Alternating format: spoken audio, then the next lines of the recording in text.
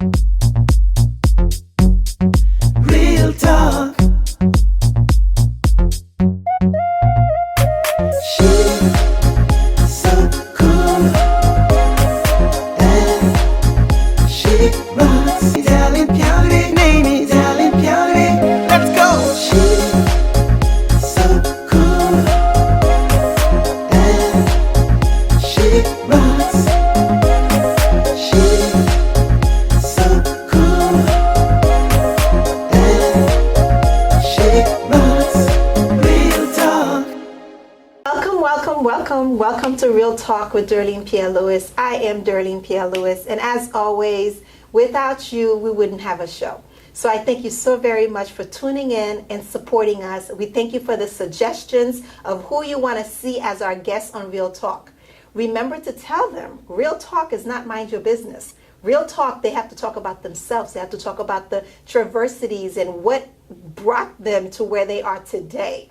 So when you accomplish something, it wasn't smooth sailing. There were some rocks in the road, there were some bumps, there was some maybe stumping up the toes. So Real Talk is an opportunity for you to talk about what really took place to bring you from point A to point B. Again, you're watching Real Talk with DERLINE Pierre Louis. I'll be right back. Real talk.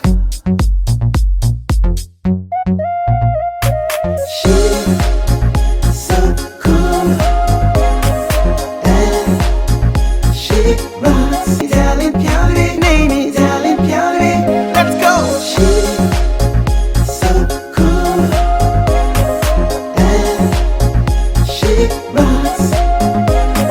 She's so cool and she rocks.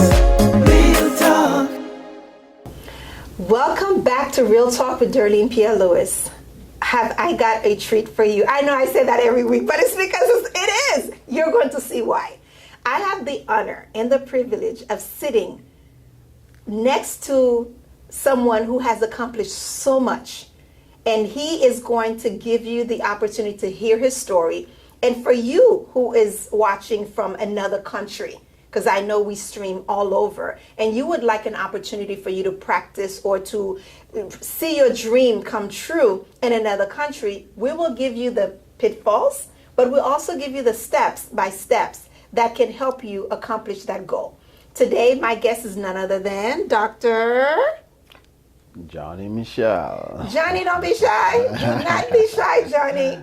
Do not be shy. Welcome to Real Talk. All right, thank you for inviting me to Real Talk, and it's a real pleasure for me to be here.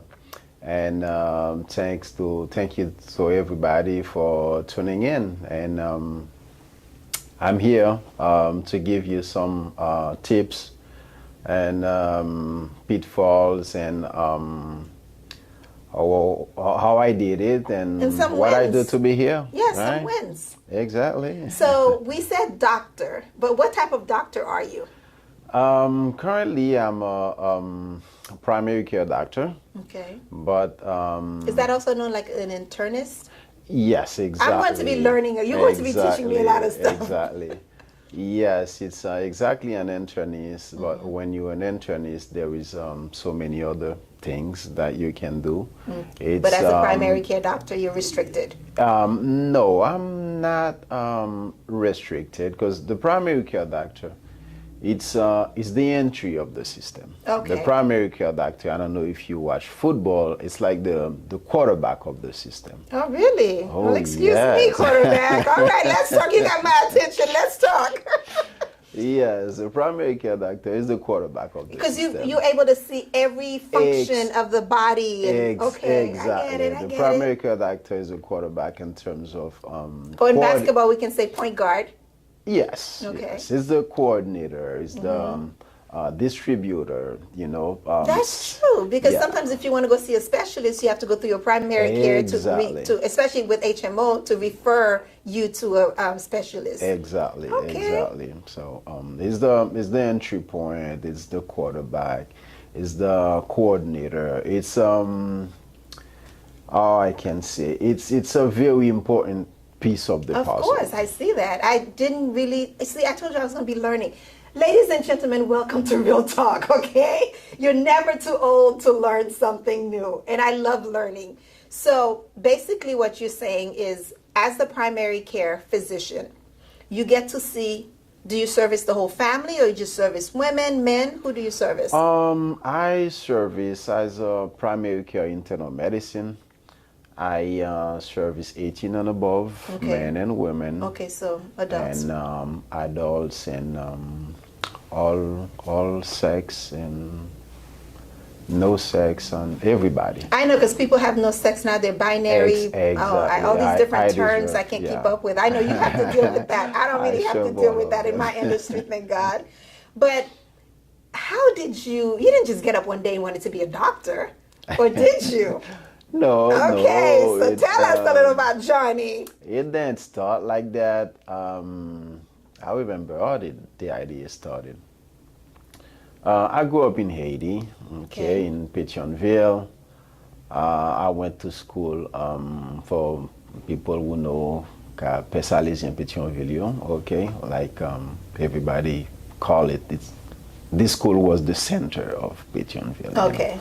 So well known. Yeah, well known. Top was the notch center, school. yes, Okay. with sport activities. Nice. Yeah. And I grew up there. I went to that school. And funny, after philo, I met my math teacher. Mm-hmm. And he asked me, "Hey, Johnny, what are you doing? How are you doing with the science?" He thought I was gonna do engineering. Oh, engineering, because Yeah. you were probably good at math, Yeah, huh? I was Okay. very good at math. And I said, "No, I'm in medicine. I'm in med school." He said, "Why? What have you done that?" Like you just get Yeah, the book just- hard. He was probably living vicariously through you. Maybe he wanted to be an engineer and the path didn't go right for him. Yeah, yeah. Okay. So I said, "No, I'm in med school and But what everything made is you good." decide to go to med school? I was I'm a realistic person. Okay. Okay. Welcome to Real And Talk. yeah, I was very good in math. I was able to do like anything. Okay. I was able to do everything. Okay. And after school, so I was thinking and said, in Haiti, we don't have many options. Either you a doctor, or you're an engineer, or you're an accountant, or a lawyer, and the rest. You didn't want to be a lawyer. You didn't Yeah, want I to be an didn't wanna accountant, be a even though you're good at lawyer. math. Yeah, I mean, accounting was my third Choice? option. Okay, so the first one was, was medicine. and the second? The second one was engineering. Okay, but, so you would have made your teacher happy. Yeah. And then the third yeah. one was The accountant. third one was accounting. Okay. And when I look at the reality, I said, damn, in Haiti, we don't build anything. So what am I going to do with this engineering? Oh my goodness, that is very realistic. Yeah. Because I like electronics. Oh, okay. Yeah, so I said, damn, what am I going to do? I'm going to fix like broken...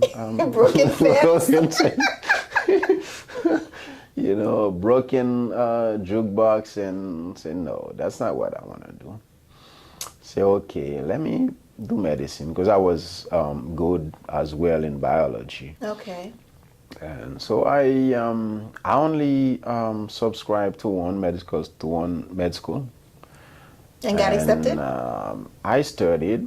You don't get accepted. You studied. You go to an exam. It's like, and you pass, and you among the first 100. Okay. Yeah. Okay. And So it who depends on scored your the score? highest? Yeah, Okay. depend on your score. Oh, The first wow. 100 highest score, Okay. and you automatically You're admitted. in. You're admitted. Yeah. Okay. That's a different So, process than yeah, here. it's Okay. a different process. I was 25th, or we can say I was in So top 25. 20 yeah, top that speaks a lot 25. about you. Yeah. Okay. And I went to med school, and it was very bumpy, very difficult. Why 'cause, was you it so know, difficult? I lived in Pétionville, and the school was I can say 7 kilometers, and I had to catch, the camionette, Not public transportation. Public transportation, we call it camionette, you know. And it was not easy. Early in the morning, you have to fight to get into that public transportation, and in the evening as well. You're fighting to get back home. Exactly. You have then it wasn't everyday thing. Okay. And sometimes it's raining, and you know you have to get home. So the struggle for you was not the study; it was the transportation to and from school. Oh yeah, that was a real struggle. Wow. That was a real struggle. Sometimes you have a friend. I'll give you a ride, Okay. and you're lucky enough. Okay. And yeah, but it was a real struggle. So you're in medical school for how long? Med school usually lasts 6 years in Haiti. 6 years in Haiti. And what did you specialize in anything? Yeah, after med school, 6 years, you do what we call social service, when you go, you know, to another city and Okay. work for the government for 1 year. I did that. So that's like internship. Yeah. Did you get paid when you worked that? Yeah, Okay, yeah. so they it's give internship. You, they give Okay. you a little something. You Okay, can a little clean- stipend Yeah, to you cover can- the camionette and yeah, food. yeah, you can clean your shoe with Clean it. your shoes. Okay. And So you did that for a year, med yeah, I school did for that 6 for a years, year. then that for a year. Yeah, correct. And after that, I went to I went and did a residency, specialized in orthopedic and surgery Okay. in Haiti. I worked as an orthopedic surgeon for 6 years. I worked Okay. in Saint Mark. I worked in Belader, Hinge, you know. And I also work with Doctors Without Borders. I've heard of them. Yeah. Did you like that? Oh yes, I like it. So being an intern, being a primary care physician now, that's very different. Oh yes. So I feel like even though you're still in the medical field, you're missing your calling or your passion. No. Am I correct to say that? I Or mean, just times change? Yeah, medicine is my Medicine. passion. Okay. Medicine my is the overall passion. Yeah. So whatever you're doing in medicine, you're fine. Exactly. Okay. Medicine is my passion. But I noticed when I said orthopedics, you smiled from ear to ear. Orthopedic and internal medicine is a world of different. Mm-hmm. Yes. Because in orthopedic you have to be straight. You direct. You have a broken bone, you go ahead, you fix it. And after that, you have the X-ray. If it's not well fixed, you see it. If it's well fixed, you see it. Yeah, Okay, the that's patient true. gonna stand up, walk, and then you see it. Yeah.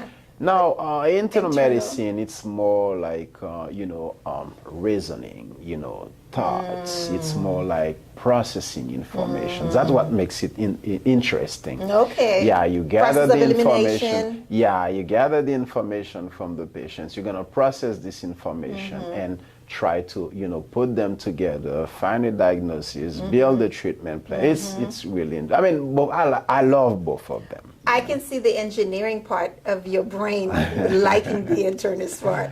Yeah. Because that's a lot of algebra and a lot of putting things together. Okay, exactly. I see that. And I put things together in life as well. Okay, like what? Tell us about that. I'm very handy. Like my backyard, I did warning strange by myself. Okay.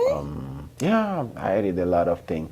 Oh, I spent 2 weekends fixing my one of my bathroom.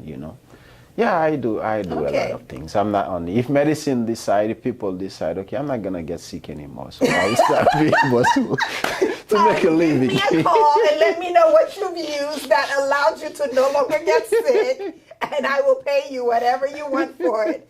But I think medicine will always be around. Yeah, it will always be around. Feeding But, people, just in sheltering case, people, just in case yeah. you can survive. Yeah. You have other skills. Gotcha. Okay. So you spent 6 years in medical school, a year working for the government. They did give you a little stipend to clean your shoes. Correct. And then you specialized in orthopedic, Correct.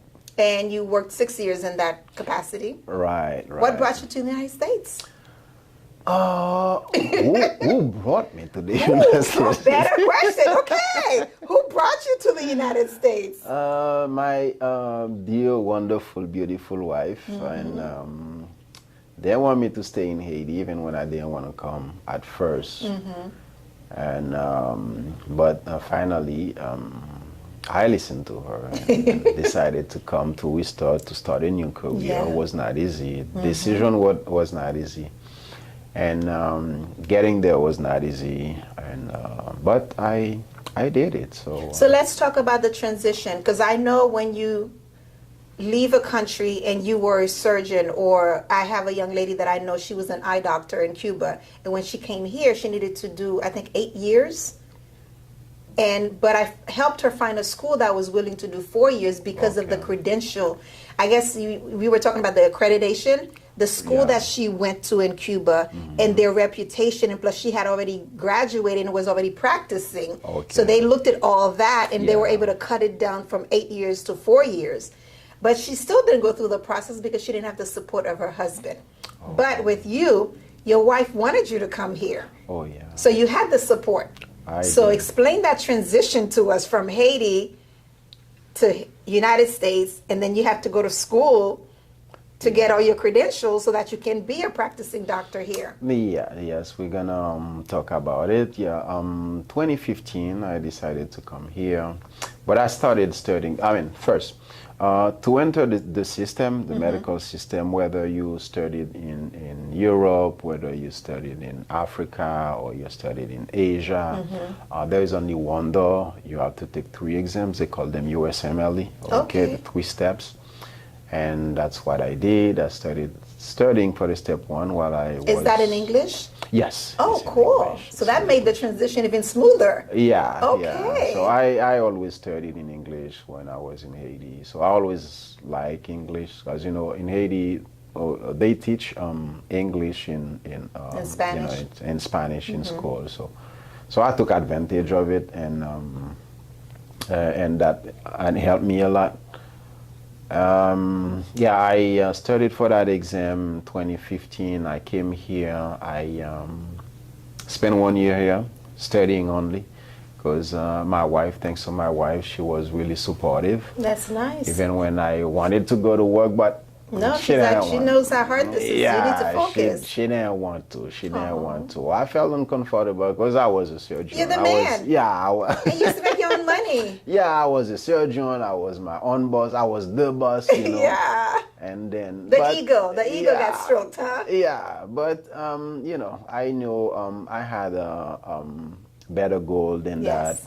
So I was able to put the pride aside. Exactly. Fold my pride, put it in my pocket. Put it in your back pocket, not even the front pocket, the back pocket, and sat on it. Yeah, and do what I gotta do. That's because nice. I know it's but it's good more you had the important. support. Yeah.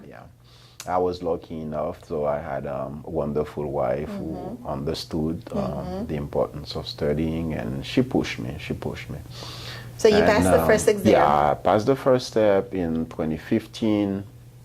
In 2016, I started, right after I started studying for the step 2. Oh yeah, you got to do it while it's still fresh. Because the step 2 is 2 exams. So right after I started studying for the first step, for the first part of the step 2. And in March 2016, I went back to Haiti. We started working as an orthopedic surgeon again. You missed it. Yeah. And, he was calling you back. Yep.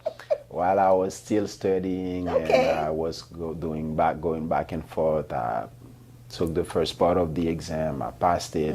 Studied for the second part of the step 2. I passed it. And then I started applying for residency. Okay. Yeah.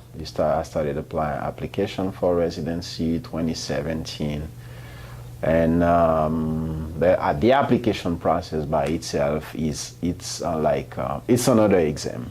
Yeah, because my sister was pre-med in college, and she had quite a few friends who were pre-med with her who went through the whole process of going to medical school and now their residency. Sometimes you have to apply different parts of the United States. Oh, yeah. You're not always privileged and lucky enough to get it. No. Like I know a couple of them who wanted to be in New England area, which is the New York, New Jersey area, and they end up being offered in California or Texas. Yeah, you have so no choice. Where was your residency? Mine was in New York, but I applied to 200 programs. Oh my! Yeah. And it costs money to apply to each one of those. Yep, yep. Ooh. It's a costly process. Yeah. It costs a lot. So you have to really want this to go through this process because you're sacrificing your job because you didn't have a job your wife supported for a year.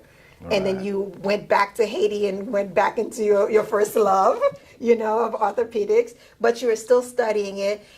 You know, what I like from your story is that the pride had to take a back burner. Right. Because the ultimate goal, not only did you have this wonderful woman supporting you, but the ultimate goal is you wanted to still be able to practice, but you wanted to be here in the United States with her. Because you could have always gone back to Haiti. You could get a visa and go back and practice and whatever, you know? Right. But you wanted to be here with her, and she gave you that opportunity to do that. So look into your camera, talk to a young adult, or maybe someone not so young, maybe in their mid to late 30s, who were in your shoes and who's looking forward to coming here and doing something like that.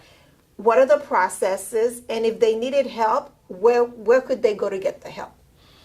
Okay, there is a lot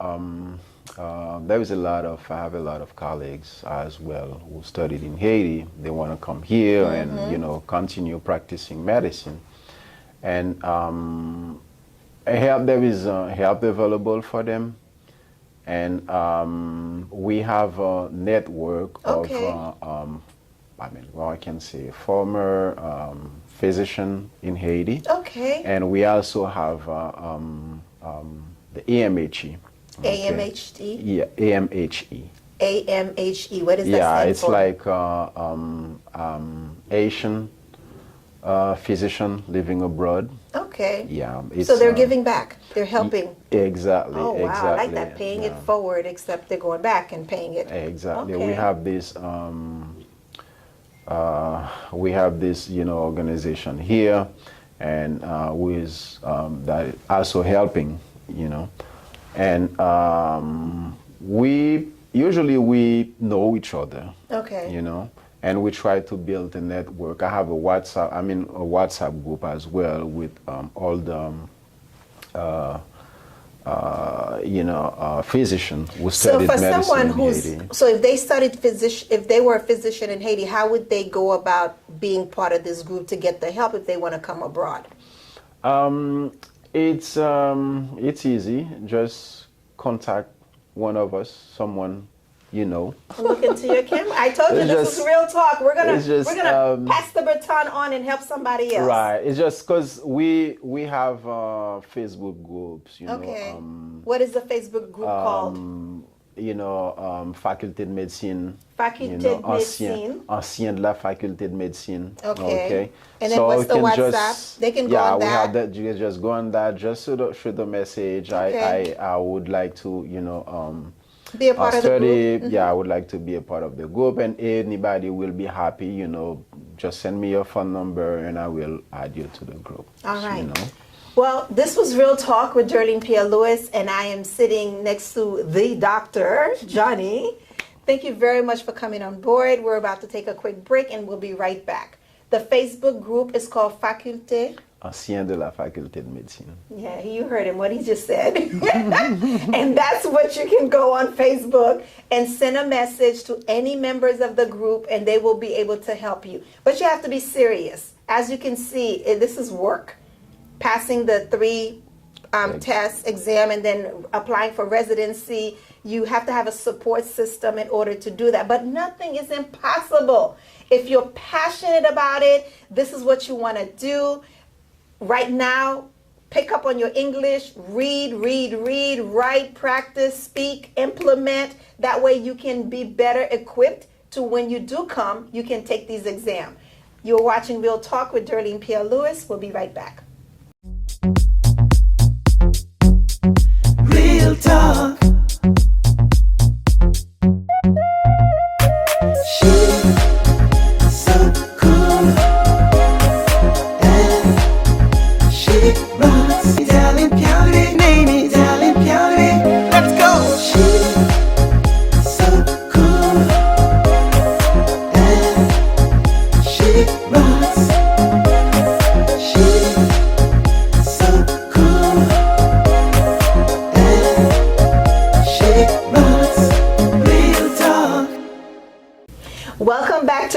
with Darlene Pierre Louis. I am Darlene Pierre Louis. And I hope you were available to watch the first part because I am intrigued. I see a gentleman before me who would not let his ego or any barriers stop him from his ultimate goal, which is to practice medicine. Yes, he took a pivot. He's not practicing orthopedic medicine in the United States like he did in Haiti, but he is still practicing medicine. And I want to say the internist medicine probably speaks your language even more because you have various facets. Right. So welcome back, Dr. Johnny. Talk to us. So earlier, before we went on the break, you were telling people who are interested or who are already practicing, they have to already be practicing, right? Right. In order for them to be able to take advantage of this. Not necessarily, because they can start studying for the exam, start taking the exam while you're in medical school. Oh, that's great. Right. Okay, so then it shortens the transition period even more. Exactly. While you're in medical school, if you made up your mind, yeah, I want to come to the U.S. to study, to continue with medicine, you can start getting the books, start studying, all of that, and start taking the exam. It will make the process smoother and easier. Okay. And also, where we were talking about Facebook, you can anyone who would like to have more information, they can go on Facebook, tap on my name, Johnny Michel. It's easy, Johny, Michel, Michel, and I'll just send me a message, and I will be able to help him. And also, there is on Facebook. You can also look for SSS Health, which is the Facebook page of my practice. We're going to get into that. Also send me a message on Instagram. There is also SSS Health. You can send me a message, and I will be happy to guide you. With that said, don't bombard him. He is a practicing physician, and he does have a wife. We didn't get into the children part yet. I don't know the rest of the family yet. I just met the wife vicariously through her support. So please be respectful of his time. Be respectful of the messages that you sent. If you are anybody who knows me and how I operate, you know we operate with mad respect. We respect our professionals. We respect when they put their time out there in their platform. They make it available for you so you can get messages. Go on there, thank him for the information, thank him for going through this process and now wanting to share it with you, and then ask what you need to ask. Be respectful of his time. Okay, with that said, let's talk about the family. So you have this fabulous, beautiful wife that supported you. What does she do? She is a pharmacist. Okay, so she's a pharmacist. Do you guys have children? Yes, I have two wonderful children. Okay. I have a boy, he's 5 years old. Okay. And I have a girl, she is 2 years old. And guess what? The girl, she was born the same day as me, so we share the same birthday. Yeah. That's cool. Oh my God, my son's daughter is the same birthday. Same exact birthday. It's so funny. And he had her the same age I was when I had him. It was so funny. So congratulations. Thank you. So juggling, I'm passionate about balancing work and life. That's why you heard me make that comment to people, respect your time, because as professionals, you have to have time that you go into the office and you practice. But I know you're always studying the latest, the upgraded, the newest, the this, the that. Exactly. There's challenge. So you have to have time for that. And then you have this beautiful wife who's a pharmacist, so I know she works different hours too. And then you have a 5-year-old son and a 2-year-old daughter. So you got your hands full. Yep. So I have to be a doctor, a husband, a father, a plumber, because I heard you fix toilets. Yeah, I'm a plumber. I do landscaping. Anything in the house. You're not a seamstress. I need some jackets altered. Yeah. But yeah, we wear many hats. And that's why I wanted to do this show, because a lot of time people see you and they see you in your profession, but they don't realize you are a human being. Right. I got to go home and cook. I clean my house. Now, when I get very prissy, I can bring somebody in to clean it for me. But my mother had her own cleaning business. And I don't think anybody can clean my house the way I clean my house. It's just that because I grew up with that. Right. You know, so I'm going to find something that they didn't do right. People forget that as doctors, as engineers, as accountants, as directors, whatever the hat is that you wear that pays the bills, Right. beyond and behind that is the man. Exactly. So now we're going to talk about the man. We talked about the doctor. Uh-huh. We talk about all the 6 years in med school and 1 year working for the government and making enough money to clean your shoes. And then the 6 years orthopedics, you know, we talk about all that. Then you studied, you went back to Haiti and practiced more orthopedic because you loved it, you missed it. But you still took your exam. You applied to 200 residency programs. All right. Thank God you got accepted on the East Coast. Right. And so you did that. But who did that? It's the man. So let's talk about the man. Yeah. So tell me a little something about you. When you're not studying and reading medical journals and all that stuff, what are you doing? What I do, I spend time with my family, time with my son, with my daughter, and I'm fixing stuff around the house. And I love sports. So there's a honey-do list? She makes a list for you? It's called a honey-do list. You like sports? What kind of sports? Yeah, I like sports. You mentioned earlier quarterback, so I guess you watch football? Yeah, I watch football. Coming from Haiti, I'm thinking you'd say soccer. You watch watch basketball too? soccer. Okay. Yeah, I used to play soccer. Okay. And I like martial arts. I'm a big fan of UFC and also practice. I like MMA. Me too. I do Brazilian Jiu-Jitsu. Oh, you do? Uh-huh. I do Tai Chi. Tai Chi is more peaceful. It's less strenuous for me Yeah. because my work requires a lot of brain cells. So I need something to calm me down, woosah me down so I can sleep at night. Interesting. Okay. Interesting, yeah. So you're very athletic and you have 2 children. Do they play any sports or do any activities now? Yeah, my son is, he really likes sport.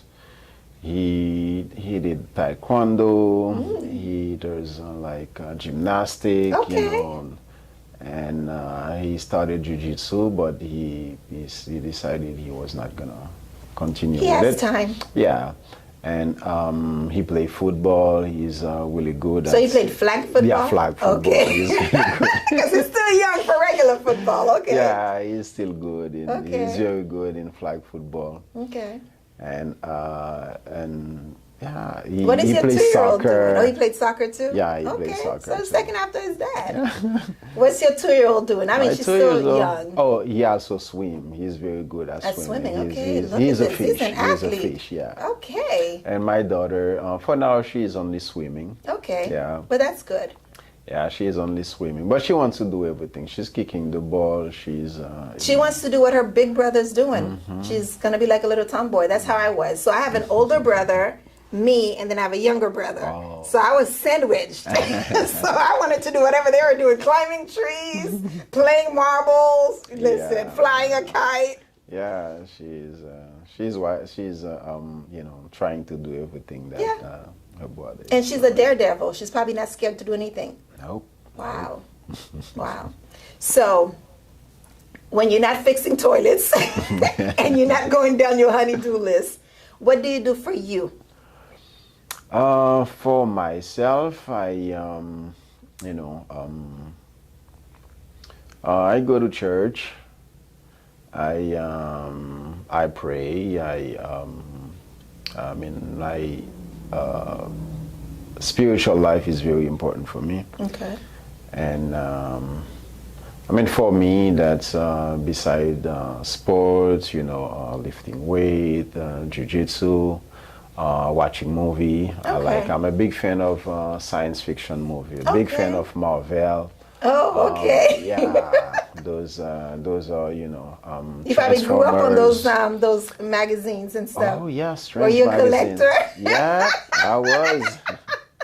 Oh my goodness, that's interesting. I was. I want to say, I don't think my brother was, but I think one of his friends were, collected all those magazines. And I mean, they were precious, you Oh, know? yeah. Don't touch them, don't go near them. You probably need white gloves to touch the magazines. Yeah. So, how do you balance work and life? You have your own practice, right? Right. Okay, right. so what are your hours for your practice? Where's your practice located? Are Okay. you available after hours? Yeah, my practice is located on, it's in Boynton Beach. Okay. 2623 South Seacrest Boulevard, Suite 104, Boynton Beach, Florida. The zip code is 33435. The practice is on the campus of the East Bethesda Hospital. Oh, okay. Yeah. So this is where it's located. The hours are 8:30 a.m.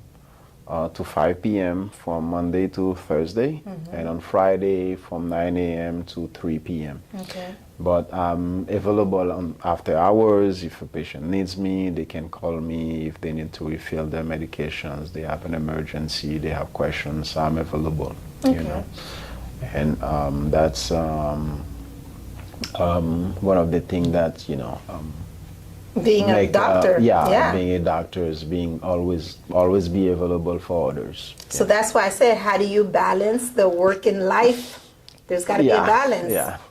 So work want to get into everything. Of course. Being a doctor, even when you're at home, you still have notes to close. You have you have to read, you have to study.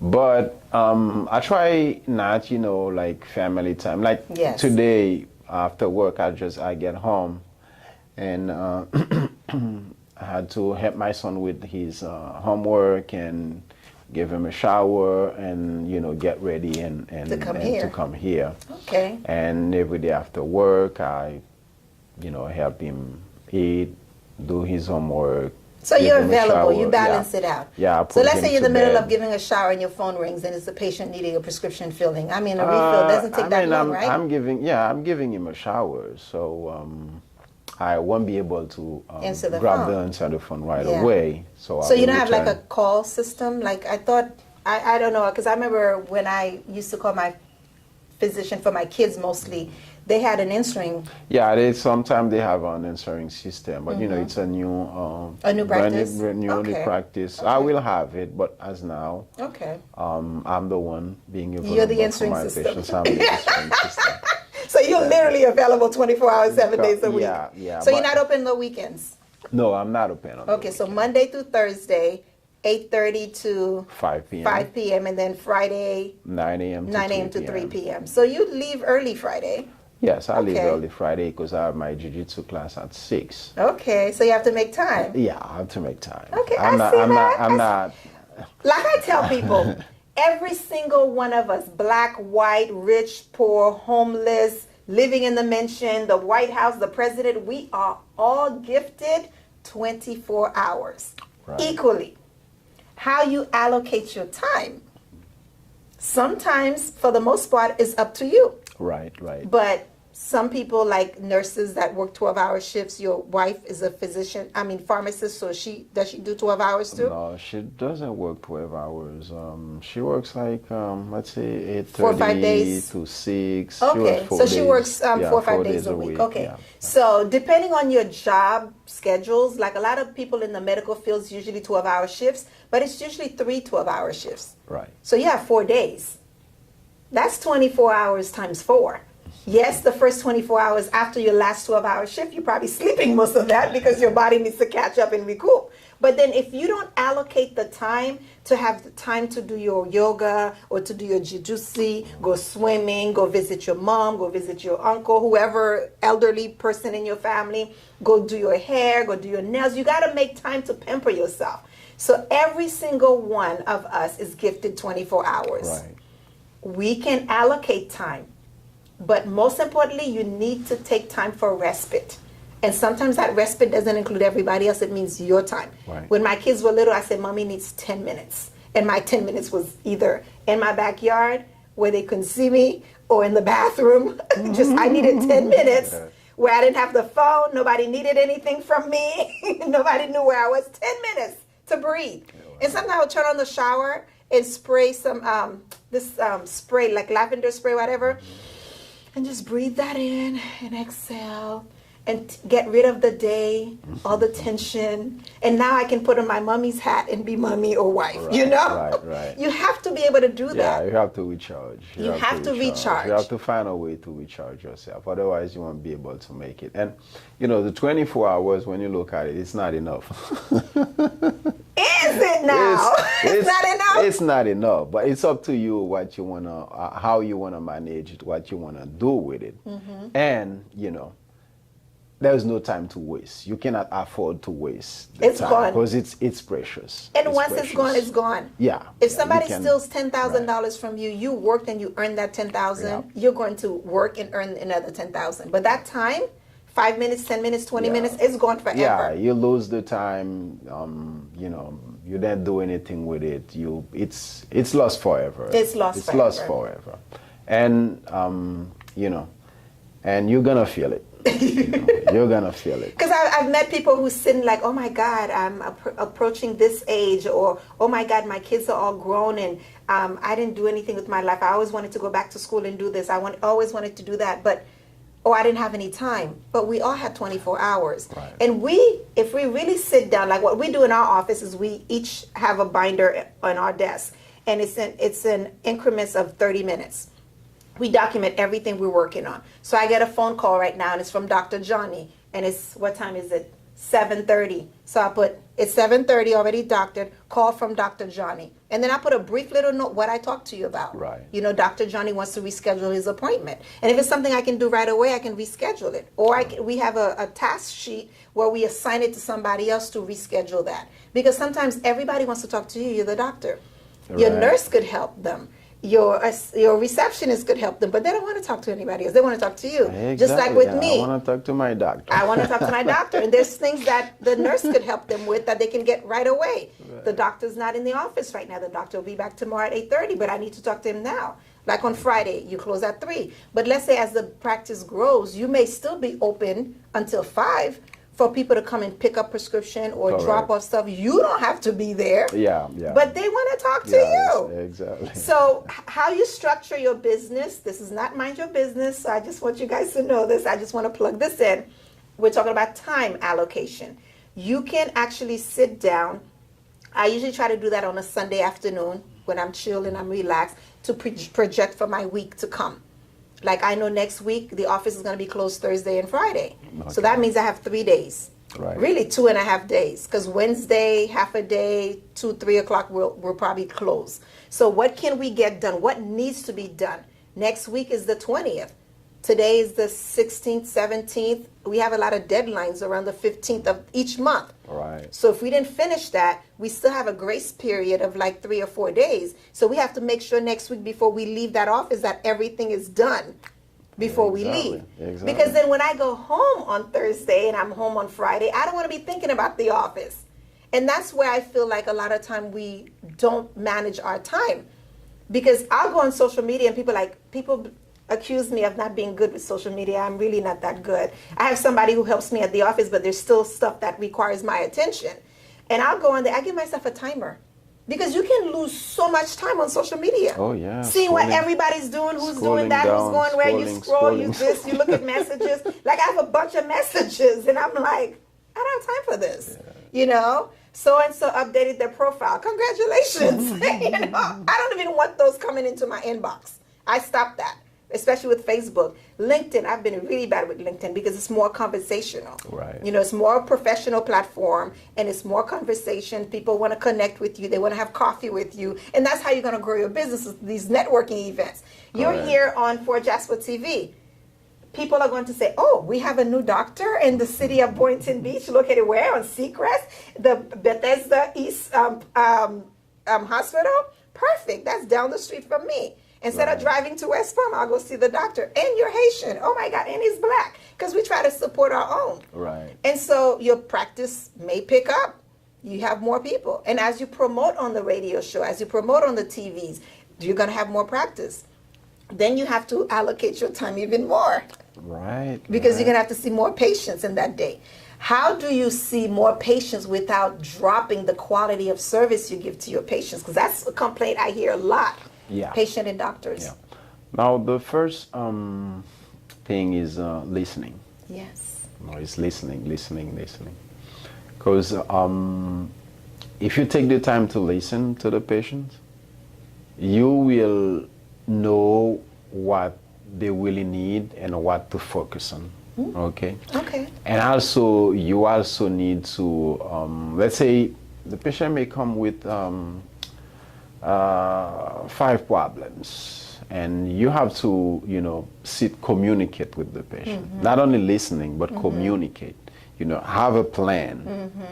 We call it care plan. Let's say, okay, you have this, you have that, you have this today. Okay, we're gonna take care of this. This is how we're gonna take care of it, and this is the plan for the rest of the problem. Because they might come with 10 problems.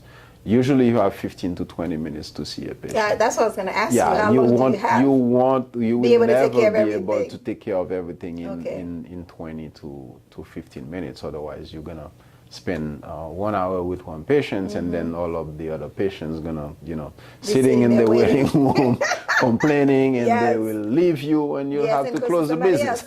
Yes.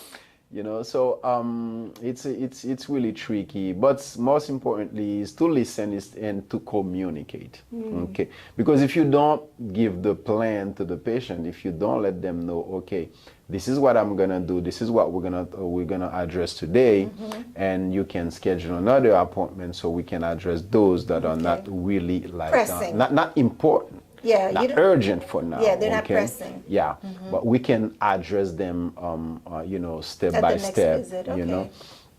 And if you don't communicate, the patient will feel, oh, I told the doctor I had this, I had that, and he only took care of these two. He didn't tell me anything. What about those? Yes. But if you communicate to the patient, if you let them know the plan, and then you build the plan with them. That's what I was going to say. If they're a participant, then they're more likely to remember. Exactly. Because sometimes it's not that you don't tell them that next visit you're going to take care of this and address this. It's just that they only see you giving them medication just for this one. Exactly. And what about the other 15 or 13 items? Yeah, you have to get them involved. Yes. Give them responsibility. Okay. Like it's their life, it's their care, it's their body. Exactly. Let's say, okay, you have high blood pressure, but I want you to go home, check your blood pressure, and then write it down. Check it twice a day, write the numbers down, and next time when I see you in 2 weeks, in 4 weeks, or in 3 months, you bring the log with you. Yes. So now they get involved. Yes. I have to take this to my doctor when I go see him. And they will they will make sure that they take their medications. They will make sure that they watch what they're eating. Yes. And they will try to exercise because they know all these are related to the control of the blood pressure. So they get involved.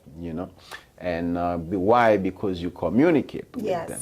And they were a part of it. Yeah. So you're going to look into your camera again. You're going to give your name. You're going to give the name of your business, and you're going to give the address and phone number for them to reach you. Okay. My name is Dr. Johnny Michel. I'm a primary care physician, and I have my office on the campus of East Bethesda Hospital. The address is 2623 South Seacrest Boulevard, Suite 104, Barton Beach, Florida, zip code 33435. The phone number is 561-509-1200, 561-509-1200. Thank you so very much for making the time to be here with me on Real Talk. And I hope every single person watching this got something from this. Real Talk, we're about being real. We got to know his journey, Dr. Johnny's journey from Haiti, studying, working enough to make enough money to clean his shoes. I'm going to plug that in every time.